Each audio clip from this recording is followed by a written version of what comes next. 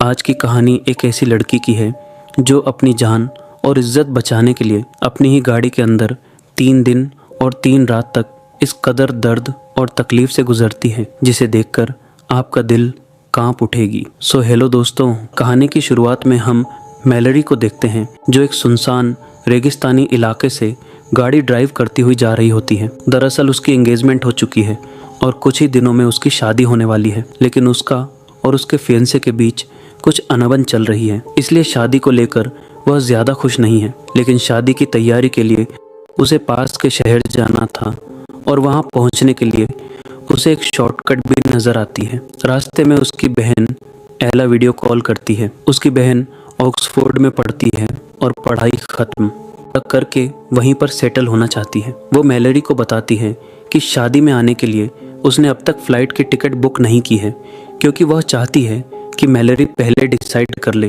कि वह सचमुच इस शादी से खुश है या नहीं।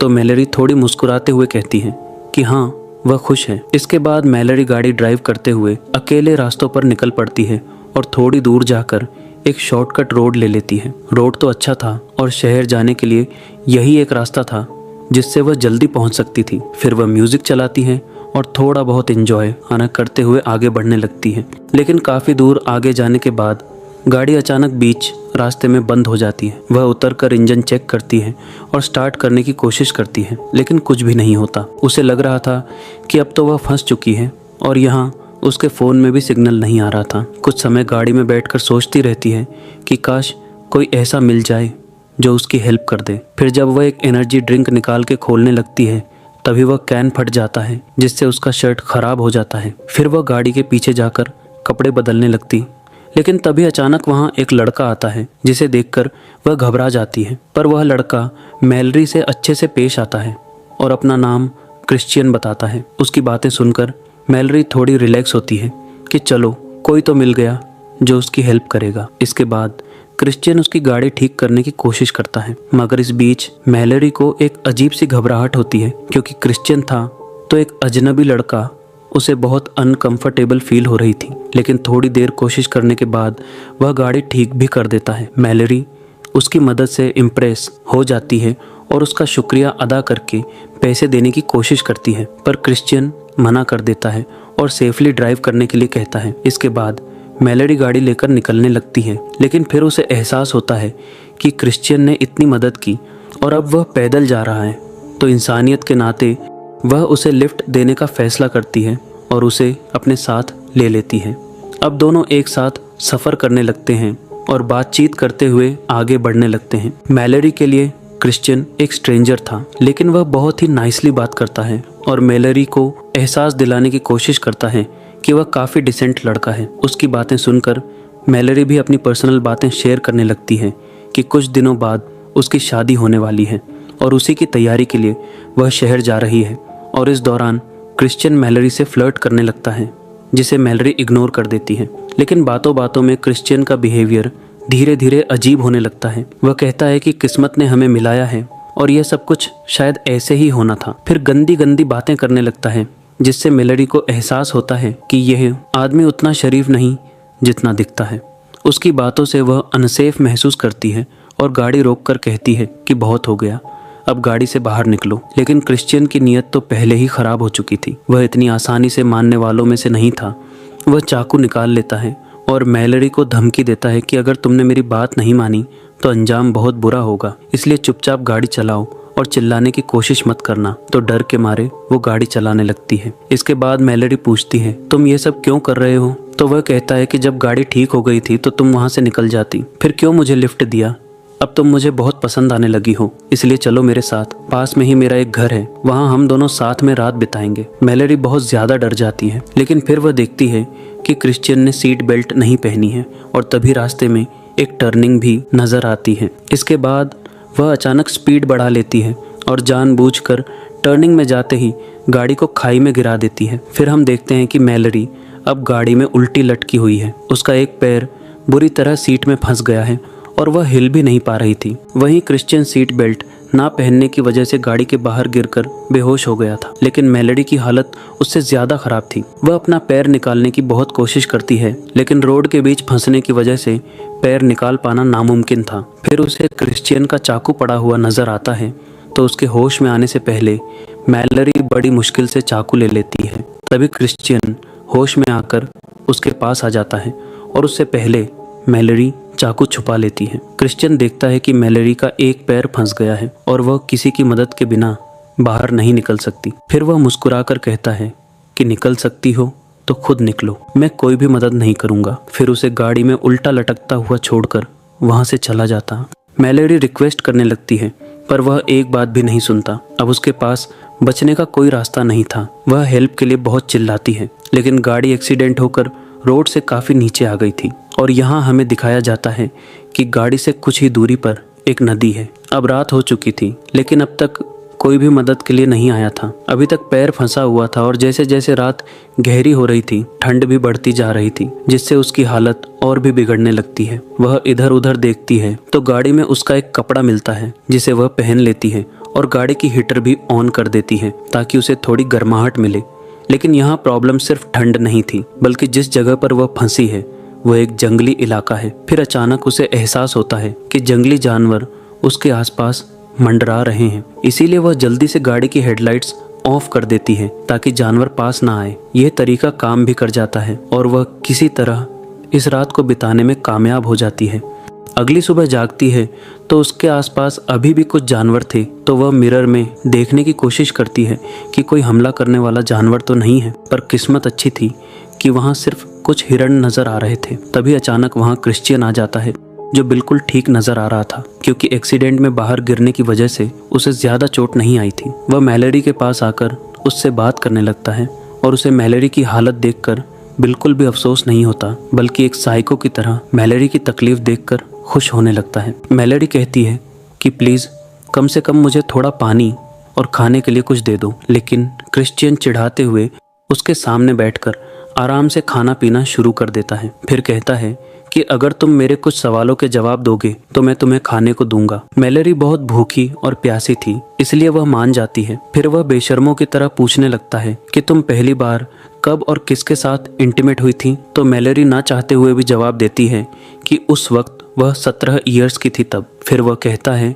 कि उस वक्त को इमेजिन करके दिखाओ। तो मेलोडी मजबूरी में वह भी करके दिखाती है। फिर वह कई तरह के बकवास सवाल करता है, जिनका जवाब मेलोडी दे देती है।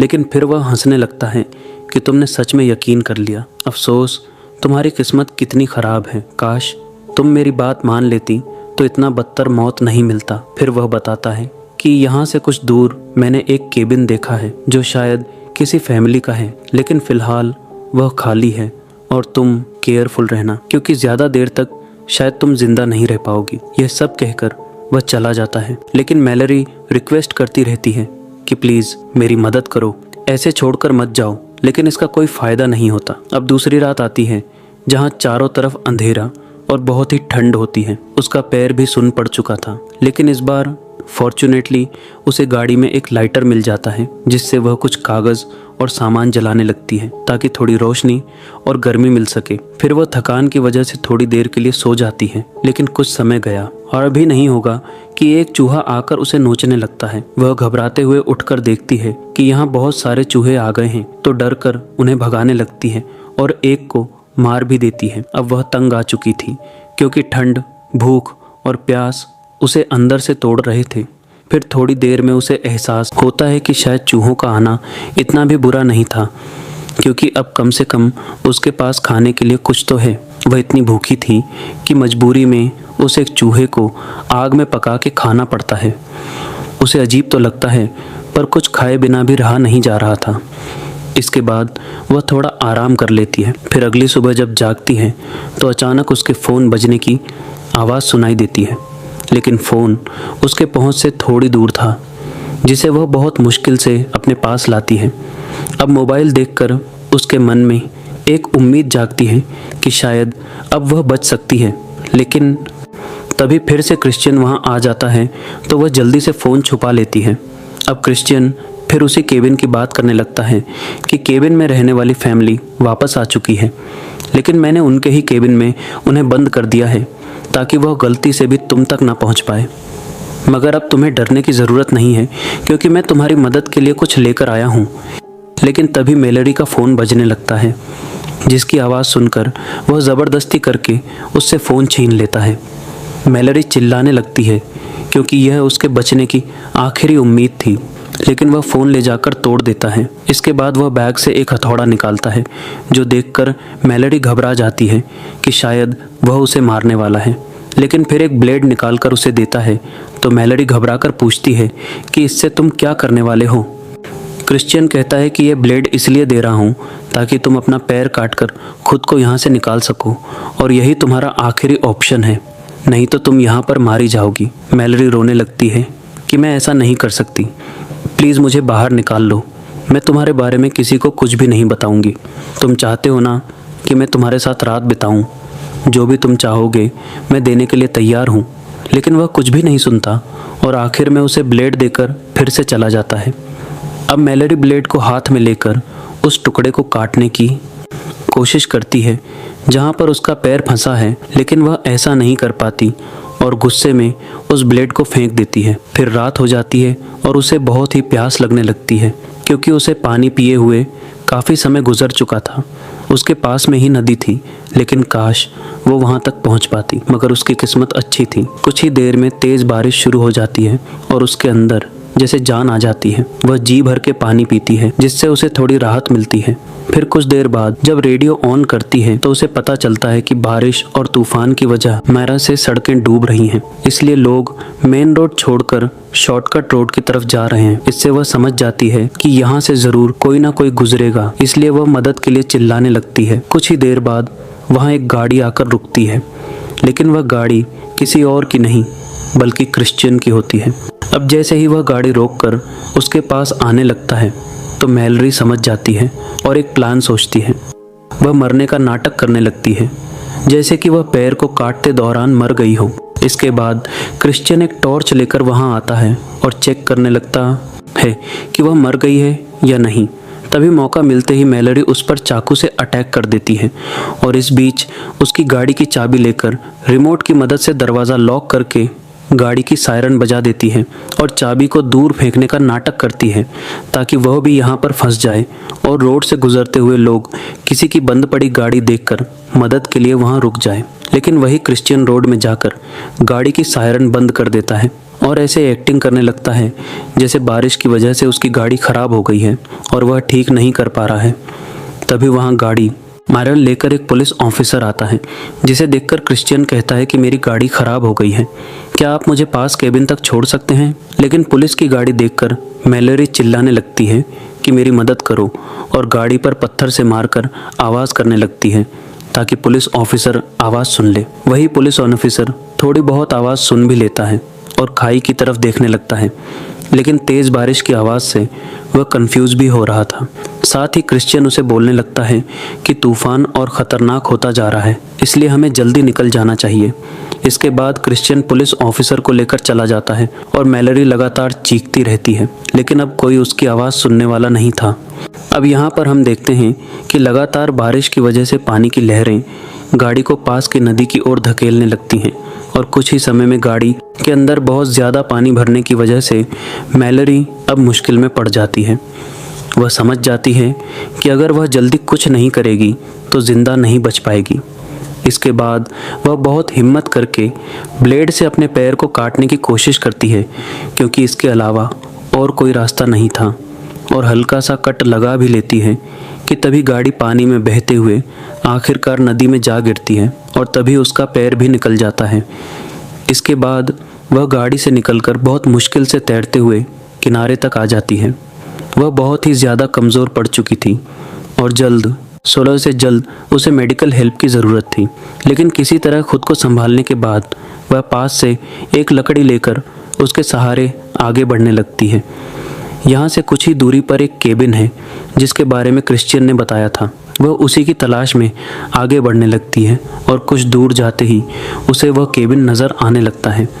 लेकिन केबिन के पास जाते ही उसे किसी लड़की की आवाज़ सुनाई देने लगती है जो मदद के लिए चिल्ला रही थी। वह समझ जाती है कि उस फैमिली को शायद क्रिश्चियन ने बंदी बनाकर रखा है। इसके बाद वह बहुत होशियारी से आगे बढ़ने लगती है, लेकिन आगे बढ़ते हुए अचानक उसके हाथ की लकड़ी एक बियर ट्रैप में फंस जाती है, लेकिन फॉर्चुनेटली वह बच जाती है और फिर आगे बढ़ने लगती है। होशियार रहना बहुत ज़रूरी था क्योंकि वह जानती थी कि क्रिश्चियन यहाँ पर ज़रूर होगा। फिर वह चुपके से एक कमरे में झांक कर देखती है कि एक लड़की को उसने बांध के रखा है और वही मदद के लिए चिल्ला रही थी, लेकिन उसे अभी बचाने से खतरा हो सकता था। इसलिए आगे बढ़कर जब वह दूसरे रूम में देखती है तो वहाँ क्रिश्चियन उस पुलिस वाले को बहुत बुरी तरह मार रहा था। वह सब कुछ देखती है पर अभी कोई एक्शन नहीं लेती।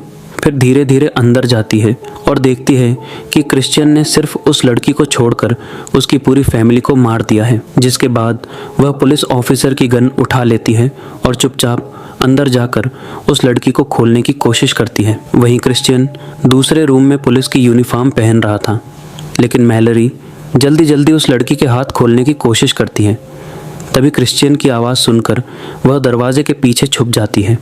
इसके बाद रूम के अंदर आते ही मैलरी उसे गन पॉइंट पर ले लेती है, लेकिन तभी क्रिश्चियन उस पर हमला कर देता है और उसे मारने की कोशिश करता है। यह देखकर वह लड़की भी क्रिश्चियन से भिड़ जाती है, लेकिन मैलरी उसको जल्दी भाग जाने के लिए कहती है और खुद उसके साथ लड़कर उससे बच निकलती है। लेकिन क्रिश्चियन इतनी आसानी से पीछा छोड़ने वाला नहीं था। वह सारे कमरों में मैलरी को ढूंढने लगता है। मैलरी एक टेबल के नीचे छिपी हुई थी, पर वह उसे ढूंढ लेता है और उसे पकड़कर मारने की कोशिश करता है।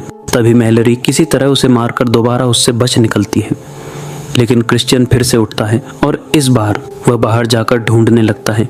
लेकिन तभी अचानक मैलरी पीछे से आकर हमला करके उसे बालकनी से नीचे गिरा देती है और नीचे गिरते ही उसका पैर एक बियर ट्रैप में फंस जाता है और वह दर्द से चिल्लाने लगता है। अब क्रिश्चियन वैसे ही मुसीबत में फंस चुका था जैसे मैलरी फंसी हुई थी। इसके बाद मैलरी उस लड़की के साथ नीचे आती है और क्रिश्चियन को उसका चाकू देकर कहती है, क्या तुम्हें हेल्प की कोई ज़रूरत है? तुमने जैसे मुझे ब्लेड दिया था वैसे ही मैं तुम्हारा चाकू लौटा रही हूँ। ये लेकर अपना पैर काट लो और यही तुम्हारा आखिरी ऑप्शन है, नहीं तो तुम बच नहीं पाओगे।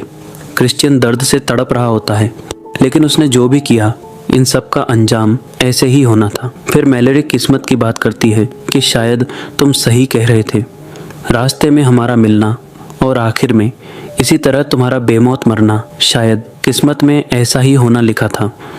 अफसोस तुम्हारी किस्मत कितनी ख़राब है। इसके बाद वह क्रिश्चियन को वहीं पर तड़पता हुआ मरने के लिए छोड़ बस देती है और उस लड़की को लेकर वहाँ से जाने लगती है और इसी के साथ यह कहानी यहीं पर ख़त्म हो जाती है। तो दोस्तों, मैं उम्मीद करता हूँ